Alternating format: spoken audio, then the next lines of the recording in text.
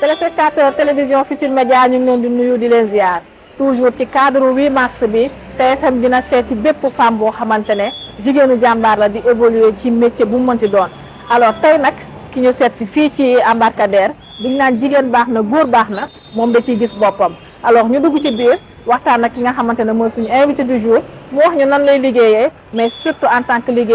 jigéen nan lay daanee dooleem fii ci port bi.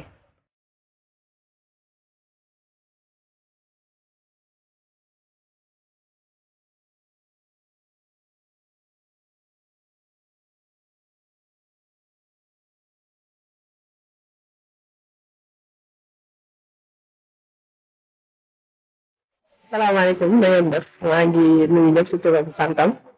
maa ngi tudd Salimata Dia madame Diouf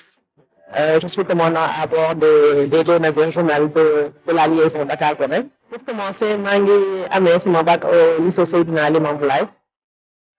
Après ça j'ai fait le concours national de l'école nationale formation maritime. Après ça j'ai eu là-bas un diplôme d'officier de famille, UMS. Et j'ai eu à naviguer un peu dans le Sénégal, sur le duel, notamment sur le duel Motbat. J'ai fait un stage sur l'union des remorqueurs de Dakar. Et je suis passé à Tessama aussi. Et j'ai fini par atterrir à la LNDG comme patron de bordée, et c'était en 2011. Et depuis lors, on fait tant bien que mal le service. Bon, domaine je dirais c'est pas pur hasard. Pas pur hasard, parce que dans la mesure où je ne connaissais pas, xamuma woon école bi ma amee sama bac, j'ai eu sama benn papa bu ma proposé pour ma def concours bi parce qu'il avait confiance ci sama niveau mu woo ma ne ma kaay def concours bi ma def ko. C'était plus pour dégg ndigal quoi que dans le milieu carrément. Ma def concours bi après yàlla def ma réussir. Donc par la suite il y avait les cours à l'université. Après ma am sama benn papa bu ma sama papa dooleel mu ne ma pour naa dem bu wax ma de quoi il était question lan la école bi di dispenser yan cours lay dispenser lan nga mën a nekk après. bi ma demee si moom mu expliqué ma après ça m'a intéressé, ça m'a tout de suite intéressé. Après ma dem, c'est comme ça que j'ai laissé l'université parce que je m'étais déjà inscrite à ESP. Commencé woon naa déjà def cours ESP. Après ma bàyyi ESP dem école nationale formation maritime. Bon métti woon na dans la mesure où bëriwuñu woon. Je me souviens bi ñu nekk foofu. Année bi ñu fay njëkk a nekk on était pratiquement 4 ou 5 maximum la ñu woon mais dañu ñëw ak gëm-gëm bu ñu àndaloon ak bëgg liggéey bu ñu bëggoon liggéey bëggoon nañu jàng bëggoon nañu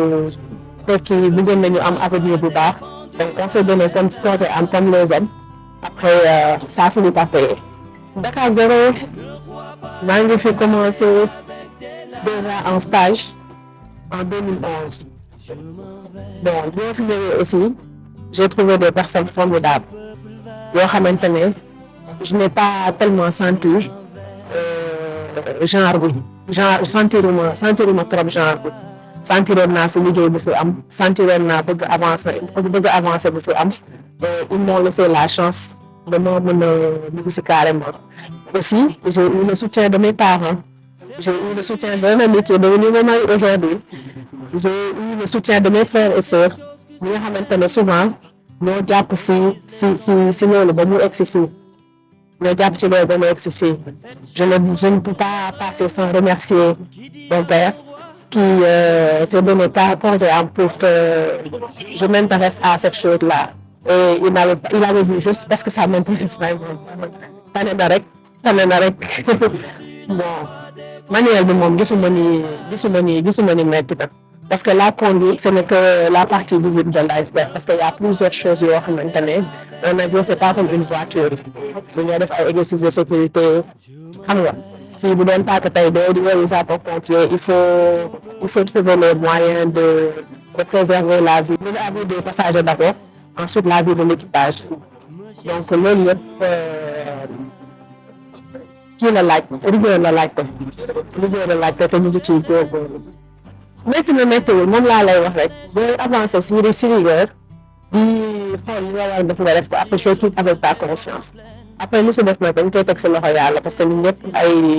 jullit lañu te dañu gëm mais souvent pour bu ñuy avancer souvent rek ñu jël li nga xamante ne moom moo normal ñu koy def parce que quand même industrie portuaire bi boo xoolee ba xool bariwul jigéen lii tax ñu mën ñu crédit bi ñun ñoo koy liggéey lii tax ñu crédit bi ñun ñoo koy liggéey donc dans cette mesure là li ñuy def rek mooy góorgóorlu avancer di def li nga xamante ne moom la ñu fi tegee dama la gën a neex si liggéey bon mos naa nekk si kaw gaal bi ñu benn jour mu am mauvais temps bu metti sax su ma koy wax sax des fois ay réew da ngay jàpp parce que j'ai senti que c'est ce jour-là que laa gagné en crédibilité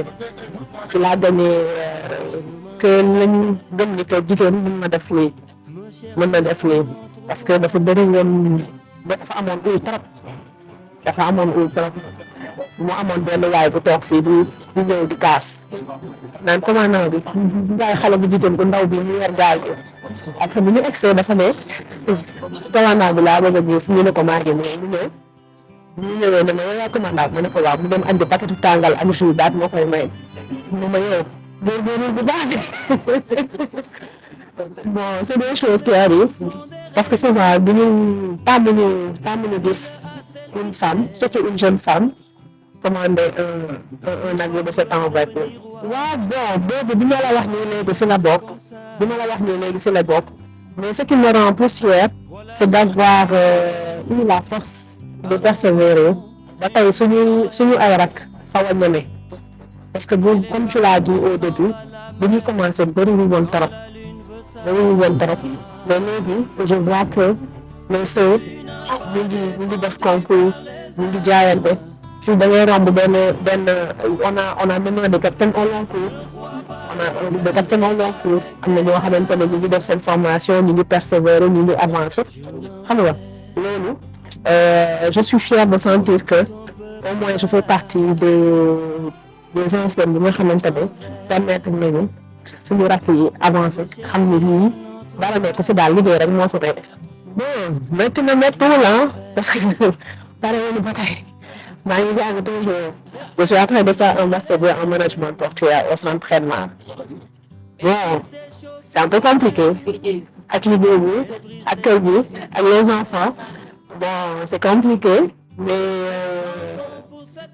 lépp daal organisation la te aussi c'est pas tout le temps que tu es sur la famille tu as encore plus de responsabilité parce que bi ma fi nekk léegi def na 10 ans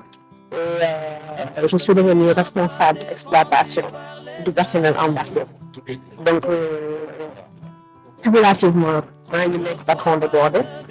mais maa ngi nekk responsable administratif responsable exploitation et du personnel embarqué donc tous les gens qui sont à bord man maay coordonner seen mouvement à bord yi kii kan mooy embarqué kan mooy débarqué kan moo nekk si ban équipe xam nga leur congé je m'en occupe xam nga tout le travail administratif qui se passe à bord c'est ça que je fais depuis mon bureau à terre et c'est un peu compliqué et aussi on ne doit pas laisser le temps bàyyi temps bi muy désattendre donc on doit toujours yokk xam-xam parce que milieu bi dafay évoluer te waru la bàyyi ginnaaw c'est loolu moo ma motivé aussi pour ma gën a dolliwaat xam-xam ak expérience dem s'entraînement que benn école maritime la aussi buy former des cadres et ça nous permet de aussi ñu gën a mën a dugg si stratégie portuaire. waaw moom mi ngi jàpp ci kër gi mi ngi ci jàpp bu baax sax mi ngi siy jàpp bu baax sax mais quand même leen lañ fi am parce que après lépp si nettali lay mujj rek lépp rek si nettali lay mujj après on ne va pas laisser place au regret on va pas laisser place au regret nga dem toog après nga ne non waroon naa woon def lii bi ma si tolloo comme on est jeune on essaie de jongler li ma wax rek mooy lépp kii la lépp planning la pour mën a def lépp lu ñu bëgg ak lu ñu mën def waaw. milieu transport maritime en général jigéen ñi amuñu ci bëriwuñ ci torop léegi ñu ngi commencé di gën a am expansion mais toujours dama gis ni que dafa des parce que souvent dañuy gis ni on a un frein dañuy am frein si poste de décision yi li may ñaax sama moromu jigéen ñi mooy de plus être dans la persévérance ñu nekk dans la persévérance jàng def li suñu morom yi di def ñu def di def li suñu morom yi di def ci expérience te bu ñu góorgóorlu dafay tax comme ni ma ko waxee au début dinañu am un peu plus de crédibilité parce que lii tax ñu gën ni jigéen war na mën a nekk ci industrie portuaire nekk au plus au sommet dans les organes de décision nit ki si boppam moo koy liggéey waaw nit ki bu ko liggéeyee nag après c'est un méritant ñoom ñu xam ni dara nekk fi comme ni ma ko waxee liggéey rek moo fi nekk. message bu may lancer femme yi c'est que ñu bañ a ragal dugg si yenn corps de métier yi dafay andi une démarche dañu am si une démarche plus inclusive dinañ ci am perspective dinañ am ubbeeku te xam naa ne ay jàmbaar lañu dañ ciy génn daal dañu góorgóorlu rek ñu def li nga xamante ne bu subaa kenn du am lu ñu wax kenn du ñu doxañ merci Kia.